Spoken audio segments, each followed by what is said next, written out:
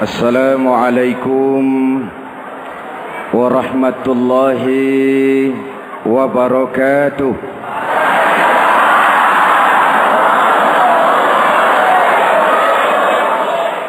Alhamdulillahi rabbil alamin. Wassalatu wassalamu ala ashrafil mursalin Sayyidina wa maulana Muhammadin wa ala alihi wa sahbihi ajmain, amma ba'du. Para ulama yang saya muliakan, hadirin hadirat ma'asyiral muslimin yang saya cintai, banyak kita alami perubahan-perubahan yang terjadi,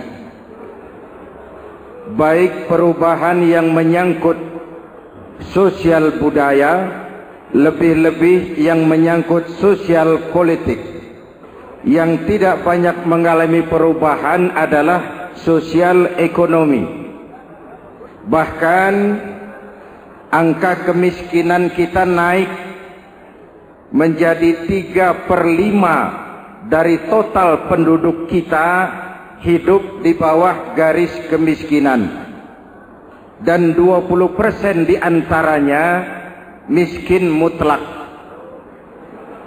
Perubahan-perubahan yang terjadi menyadarkan kita kepada kebenaran Al-Quran ketika Allah menyatakan wa tilkal ayyamu nudawiluha bainan nas. Hari itu kami putar di antara manusia. Ada saat datang, ada waktu pergi. Ada hari lahir, ada saat kembali. Ada waktu dilantik, ada saat menyerahkan jabatan. Hari kami putar di antara manusia dan hidup cuma sekadar menunggu giliran. Soalnya kemudian di tengah perubahan-perubahan yang terjadi begitu cepat, what must we do now?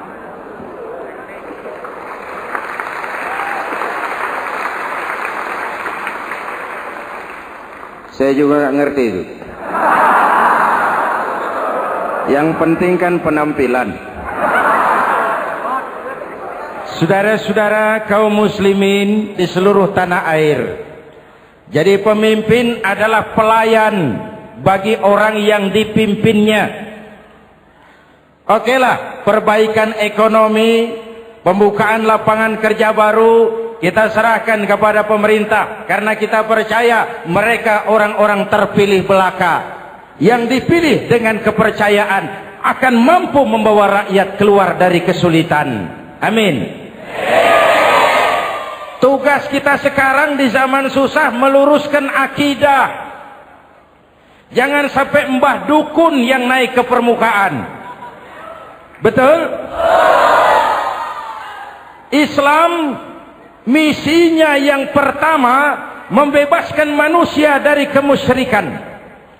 13 tahun Rasul berjuang di Makkah, menanamkan akidah, meluruskan keyakinan, membentuk iman. 13 tahun membebaskan manusia dari belenggu kemusyrikan.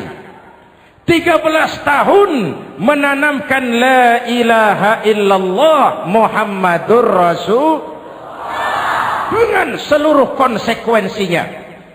Kalau saya yakin tidak ada Tuhan selain Allah, saya tidak akan minta tolong kecuali hanya kepada Allah. Saya tidak akan pernah takut kecuali hanya kepada Allah. Saya tidak akan menggantungkan hidup kecuali hanya kepada Allah. Saya tidak akan minta rizki kecuali hanya kepada Allah. Saya tidak akan melarikan persoalan kecuali hanya kepada Allah. Kalau konsekuen dengan keyakinan ini, mbah dukun nggak dapat tempat.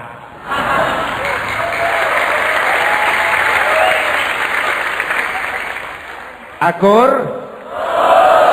Ayo lihat secara sederhana. Saya sandaran di tiang.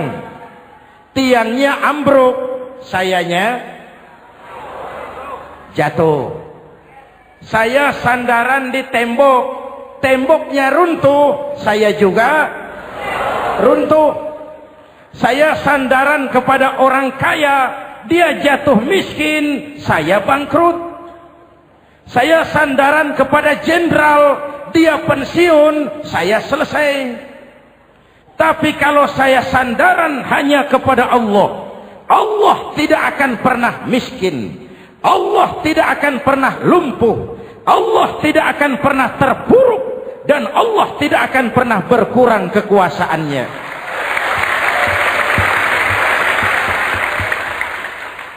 Maka umat Islam, sesulit apapun zaman yang kita hadapi, Allah juga tempat kita bersandar. Jelas?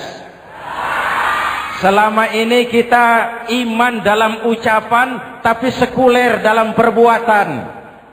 Di masjid ada Allah, di kantor Allah tidak ada, maka korupsi merajalela.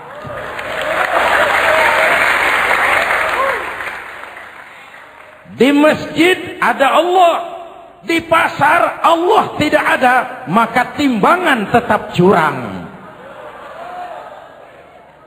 Kita iman dalam ucapan, tapi sekuler dalam perbuatan. Oleh karena itu, sesulit apapun zaman yang kita hadapi, iman jugalah pegangan kita. Allah juga tempat kita bersandar. Boleh zaman berubah, akidah jangan sampai goyah. Karena iman kita hidup, untuk iman kita berjuang, dan dalam iman kita ingin kembali menghadap Allah Subhanahu. Selama ini manusia Indonesia kita lebih banyak diisi otaknya, hati sering kosong, agama dangkal, akidah rapuh, moral rendah. Memang kemudian muncul banyak orang-orang pintar, cuma sayang tidak benar. Indonesia kita bangkrut, Indonesia kita terpuruk, Indonesia kita sakit parah kalau diurus orang yang cuma pintar tapi tidak benar.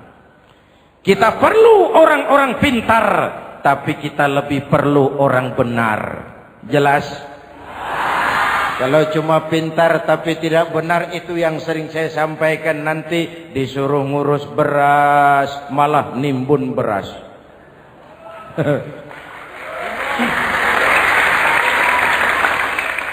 Disuruh ngurus laut malah jadi bajak laut. Disuruh ngurus hutan rame-rame jadi orang hutan. Jutaan hektar hutan Indonesia kita ini merupakan kekayaan sumber daya alam kita yang harus digunakan bagi sebesar-besar kemaslahatan rakyat. Yang disuruh ngurus hukum malah bikin hukum seperti pisau, tajam ke bawah, tumpul ke atas. Jangan heran lalu di masyarakat muncul street justice, pengadilan jalanan, sebagai refleksi dari ketidakpuasan melihat sikap hukum yang sangat berpihak. Kalau yang kecil salah, hukum cepat-cepat ditegakkan.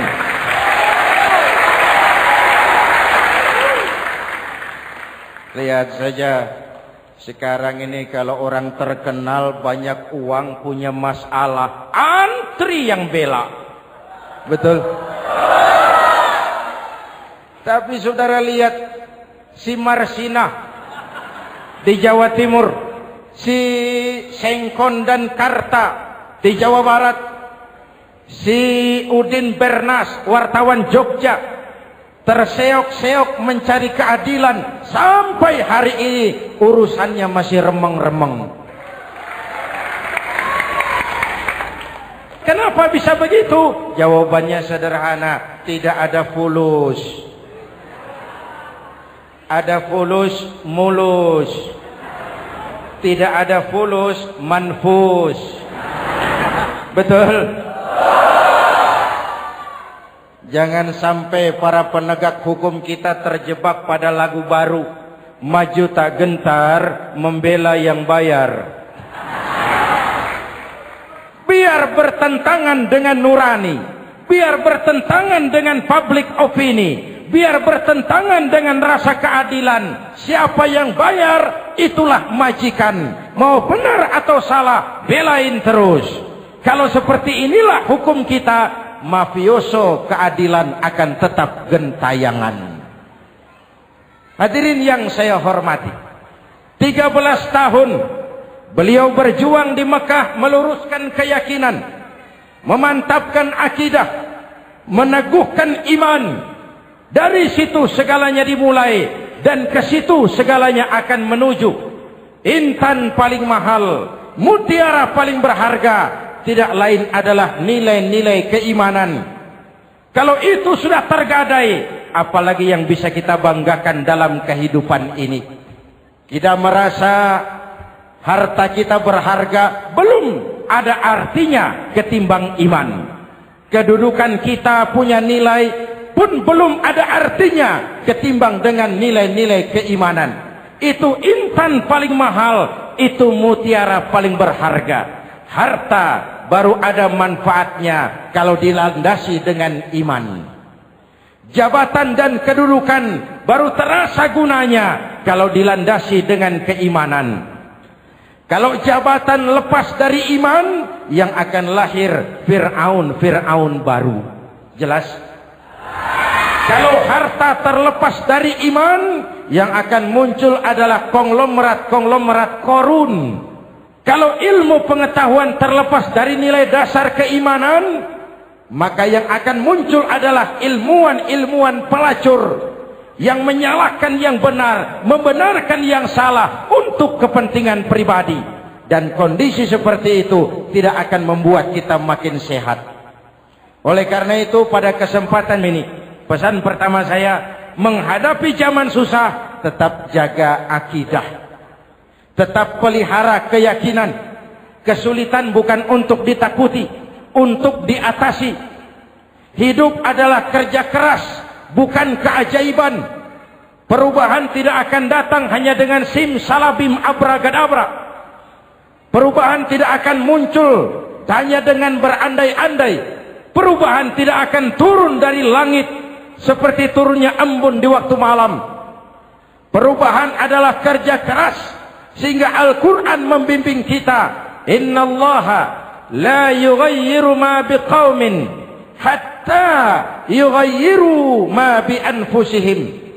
Allah tidak akan mengubah keadaan suatu bangsa kalau mereka tidak mau mengubah apa yang ada di dalam diri mereka. Yang ada di dalam diri itu rule of thinking, state of mind, cara kita berpikir, cara kita memandang kehidupan, cara kita mengatasi persoalan. Hadirin yang saya hormati, inilah iman. Berangkat dari ini kita menyadari, ini ujian buat kita rakyat. Dan kita rakyat Indonesia ini kalau sama susah sih sudah kenyang. Ya Pak? Ya Pak? Kita ini sebagai bangsa mengalami apa yang disebut oleh Bung Karno up and down. Naik, turun, timbul, tenggelam, pasang, surut. 350 tahun dijajah oleh Belanda, kita susah. Berangkat Belanda masuk Jepang, susah lagi. Pergi Jepang, datang nikah, susah lagi. Lalu kita merdeka, dirongrong oleh berbagai pemberontakan, susah lagi. Makan bulgur, antri minyak. Lalu PKI berontak, susah lagi. Muncul orde baru, lama-lama susah lagi.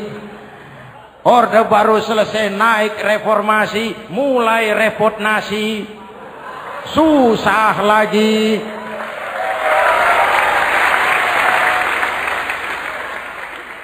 Kalau susah kita ini sudah akrab, sudah intim.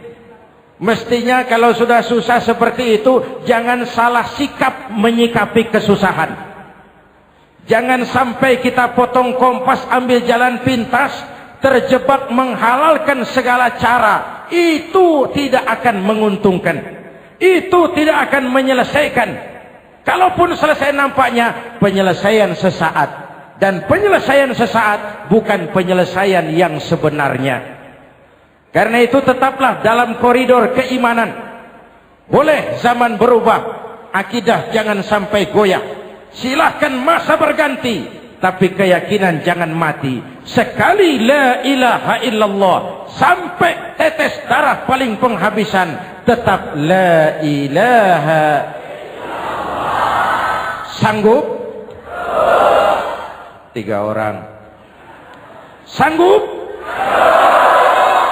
21. Sanggup? Kalau sanggup kita harus konsekuen. Saudara-saudara di seluruh tanah air, misi yang kedua dari Islam setelah membebaskan manusia dari kemusyrikan, membebaskan manusia dari ras diskriminasi, mengikat manusia dengan tali akidah.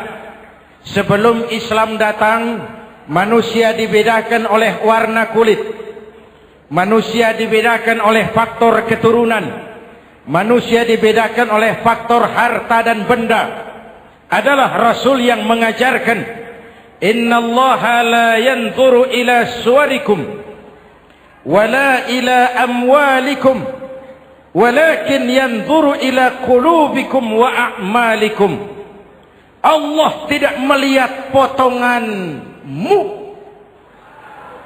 Allah tidak melihat hartamu. Yang Allah lihat itu adalah hatimu dan amal perbuatanmu. Jauh sebelum Amerika teriak-teriak membanggakan apa yang mereka sebut sebagai Declaration of Independence, Nabi sudah mengajarkan kepada kita semua, An-nas kulluhum li Adam wa Adam min turab la fadla li Arabiyyin ala ujamiyyin illa bittaqwa. Seluruh manusia berasal dari Adam. Adam diciptakan dari tanah. Tidak ada kelebihan Arab dengan yang bukan Arab kecuali takwanya. Jauh sebelum Amerika mencanangkan bahwa semua manusia dilahirkan sama, that all men are created equal. Jauh sebelum itu Islam sudah membebaskan manusia dari ras diskriminasi. Apa dalam konteks kekinian menghadapi zaman susah tetap jaga kerukunan? Ya Pak, ya Bu, oi Bu. Menghadapi zaman susah tetap jaga kerukunan, baik antar umat seagama, antar umat beragama, maupun antar umat beragama dengan pemerintah. Menjaga kerukunan, jangan saling sikat sikut di antara kita. Sebab kalau sudah rukun, saya ajak berhitung, 1 ditambah 1 sama dengan, itu matematika namanya, hasilnya pasti. Tapi angka sosial hasilnya aneh. Saya ubah jadi angka sosial. Ayo kita berhitung lagi. 1 orang takut ditambah 1 orang takut sama dengan 2 orang setengah berani. Kenapa setengah berani? Karena sudah berdua. Tadi kan takut sendiri. Kalau sama-sama takut berkumpul jadi setengah berani. Kalau ditambah 1 orang takut lagi, 1 orang takut ditambah 1 orang takut ditambah 1 orang takut sama dengan 3 orang berani. Kenapa jadi berani? Karena sudah bertiga. Kita yang lemah, kita yang marginal, kita yang dikucilkan, bahkan kita yang dilecehkan, kalau mau rukun kita akan kuat dan tidak bakal dipermainkan orang.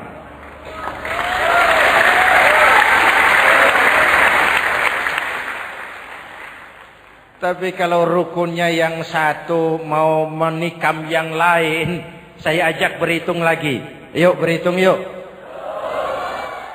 1 ekor ayam ditambah 1 ekor musang sama dengan 1 ekor musang. Kemana ayamnya? Dimakan musang. Betul nggak nih hitungan? Ayo kita hitung lagi. 1 ekor ayam ditambah 1 ekor musang sama dengan 1 ekor musang. Kemana ayamnya? Dimakan musang. Jadi kalau kita suka kumpul dengan orang yang mau makan kita, selesailah kita.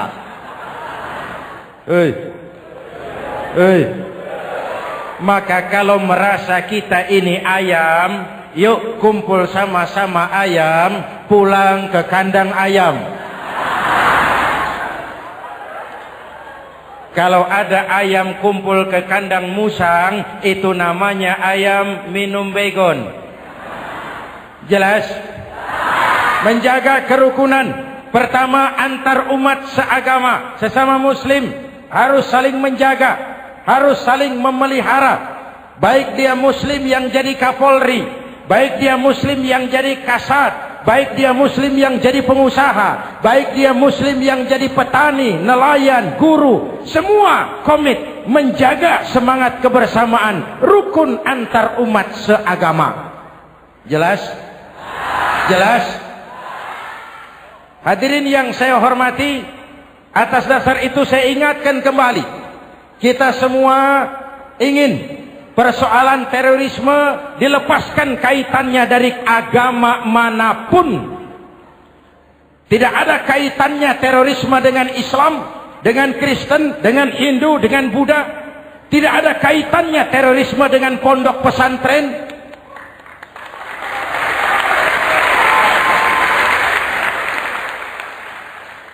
Jangan sampai pesantren jadi kambing hitam. Karena sejak zaman penjajahan, pesantren sudah terbukti memberikan kontribusi bagi perjuangan memerdekakan rakyat Indonesia. Rukun antar umat seagama. Yang kedua, rukun antar umat beragama. Islam ini rahmatan lil. Jangankan manusia walaupun berbeda agama, binatang saja dihormati. Ada hadis, wa iza zabahtum fa ahsinuz zibhata.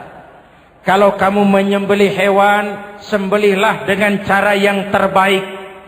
Jangan menyembelih ayam dengan pisau tumpul. Itu namanya tidak berperi kebinatangan. Yang kecil lagi, saudara buka babul istinja, makruh buang air kecil di tanah yang berlubang. Sebab apa? Pertama, menjaga kesehatan. Siapa tahu di lubang yang saudara buang air kecil itu ada gas beracun. Kalau tidak, melindungi binatang yang ada di dalam lubang. Siapa tahu di lubang yang saudara buang air kecil itu ada semut sedang rapat membahas terorisme. Apa dosanya lalu mati dikencingi? Ini namanya rahmatan lis semut.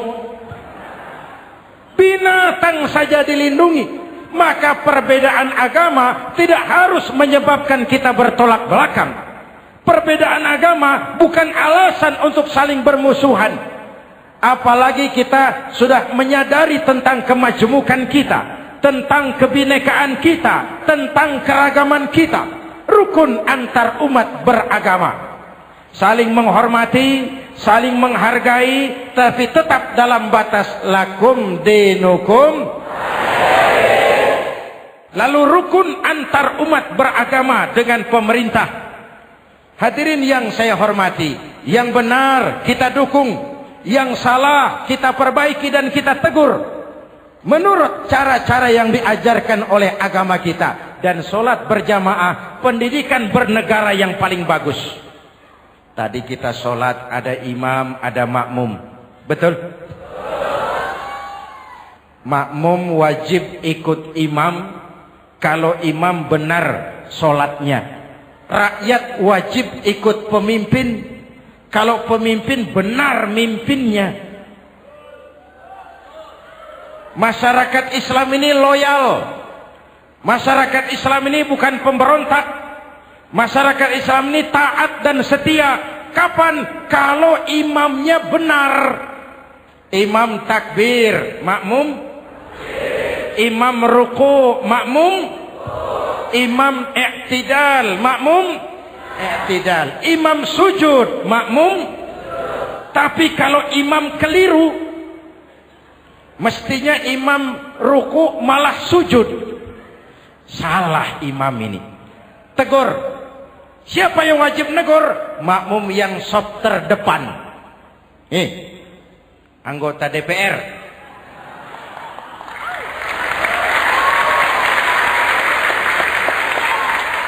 Ini wakil-wakil makmum ini. Sop di depan ini. Kalau imam keliru mereka paling tahu. Ngomong. Tegur.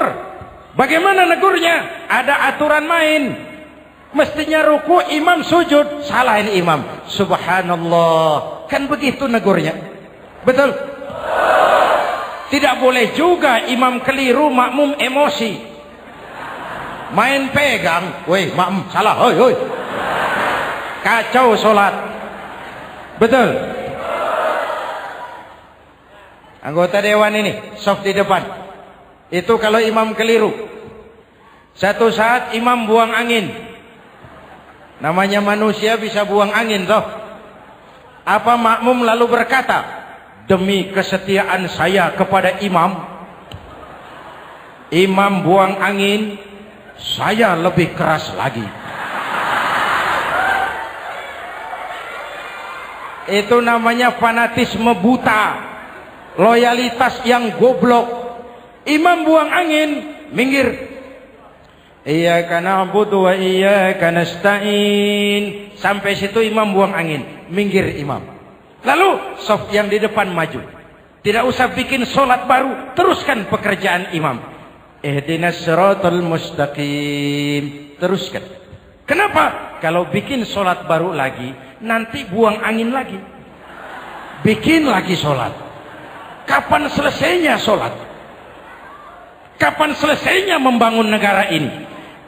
Yang penting imam tahu diri, buang angin, minggir.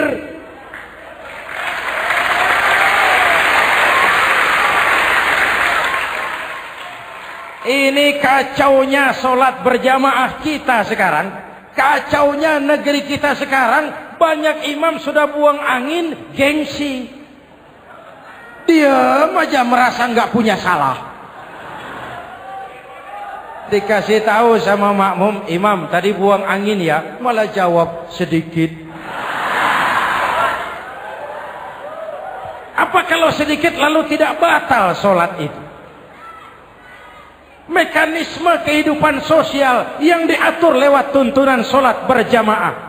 Sehingga Nabi berpesan, kun imaman muta'an au ma'muman muti'an fala takun thalisan jazu'a. Kalau jadi pemimpin, jadilah pemimpin yang ditaati.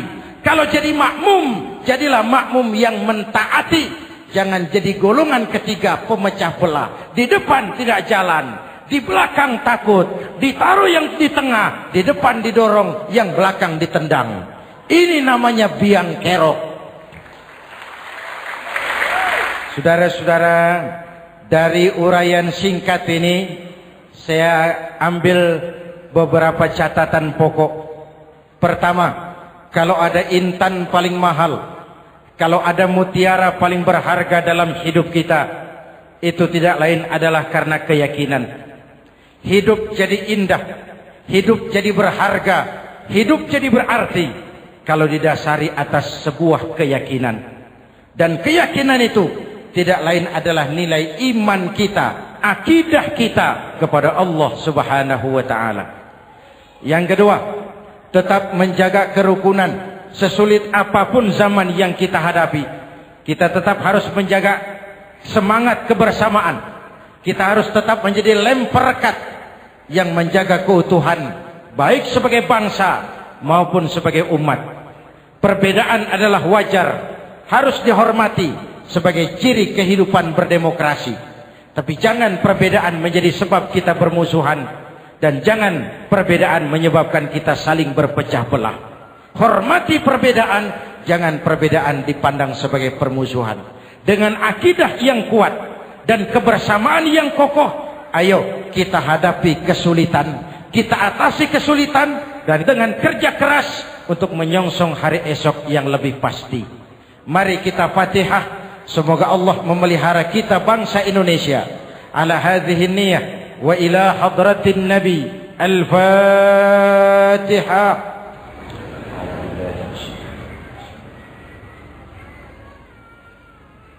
إياك نعبد وإياك نستعين من الصراط المستقيم صراط الذين أنعمت عليهم. بسم الله الرحمن الرحيم. آمين. الحمد لله رب العالمين. اللهم صل وسلم وبارك على سيدنا محمد وعلى آله وصحبه أجمعين. اللهم ربنا تقبل منا صلاتنا وصيامنا وقيامنا وتخشعنا وتعبدنا وتمم تكسيرنا يا أرحم الراحمين. اللهم أصلح من في صلاحه صلاح المسلمين، اللهم أهلك من في هلاكه صلاح المسلمين. اللهم ربنا لا تؤاخذنا إن نسينا أو أخطأنا، ربنا ولا تحمل علينا إصرا كما حملته على الذين من قبلنا، ربنا ولا تحملنا ما لا طاقة لنا به، واعف عنا واغفر لنا وارحمنا، أنت مولانا فانصرنا على القوم الكافرين.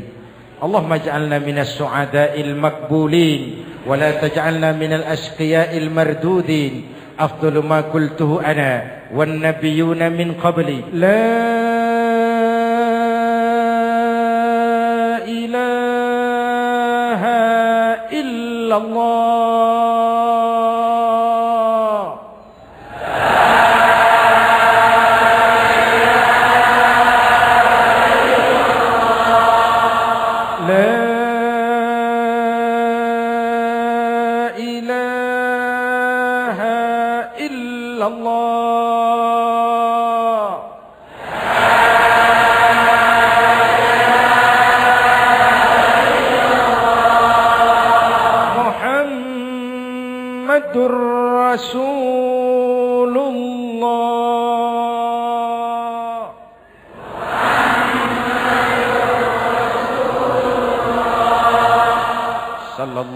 عليه وآله وسلم كلمة حق عليها نحيا وعليها نموت وعليها وبها نبعث إن شاء الله من الآمنين من الآمنين من الآمنين رحمتك يا أرحم الراحمين. صلى الله على سيدنا محمد وعلى آله وصحبه أجمعين. أنا ربك رب العزة عما يصفون، سلام على المرسلين والحمد لله رب العالمين. Jumpa lagi di lain kesempatan insyaallah. Wassalamualaikum warahmatullahi wabarakatuh.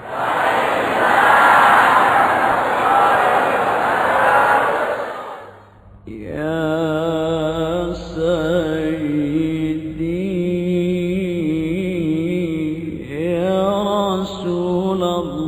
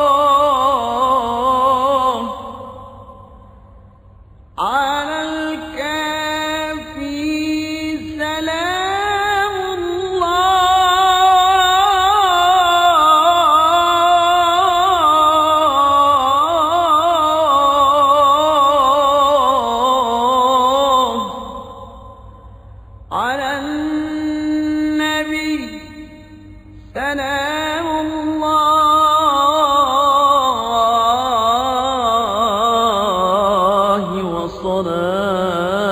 وصلاته على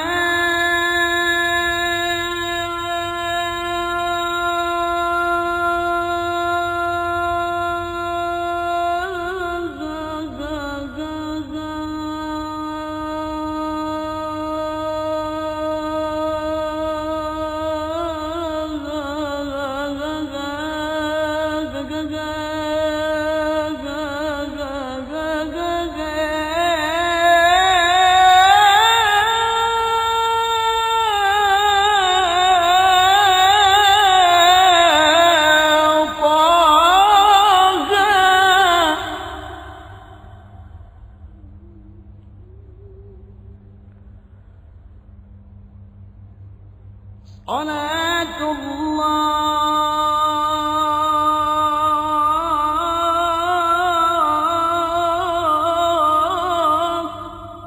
والسلام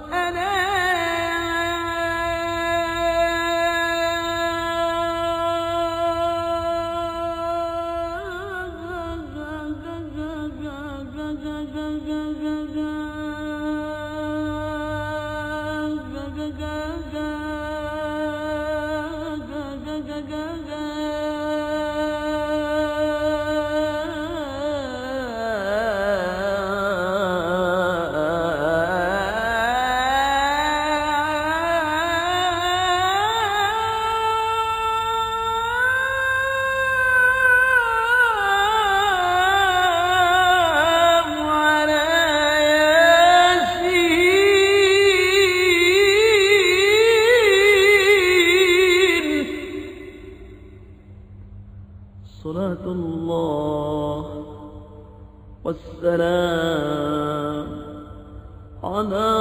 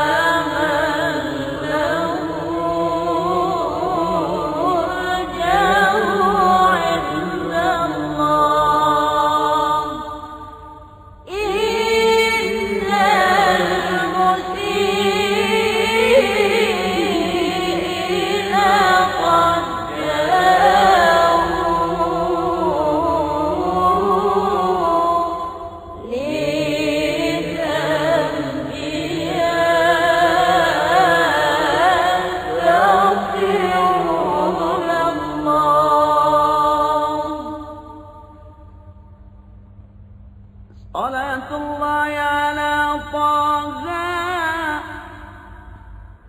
صلاة الله على المصطفى صلاة الله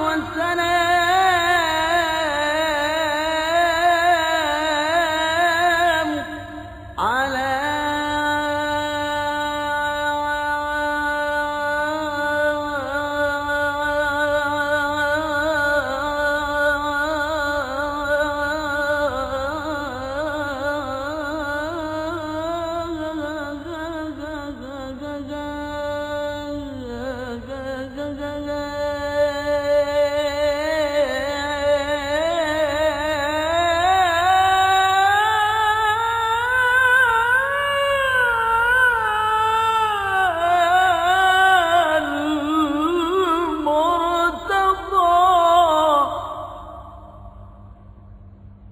صلاة الله والسلام